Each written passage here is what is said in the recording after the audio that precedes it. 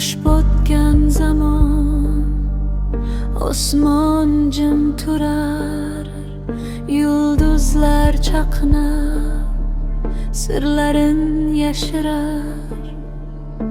Shahar uyquda sokin bir zamon, kechalar yangicha o'zgacha har on.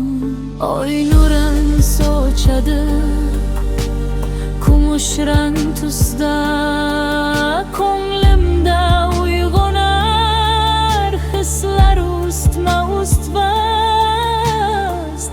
Har bir shivirlagan shamol ovozi, kechalar yangicha, yangi bir ro'zi.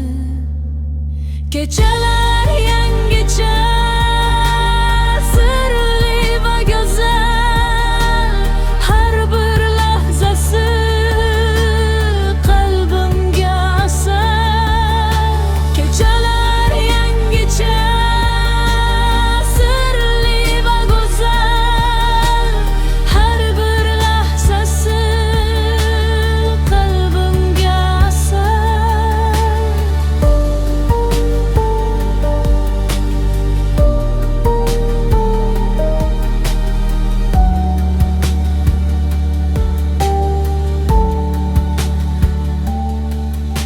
Fikrlarim uchib olisga ketar, orzularim bo'ylab ufqqa yetar. Yurakda bir umid, yangi bir ishonch. Kechalar yangicha beradi quvonch. Sukutda yashiringan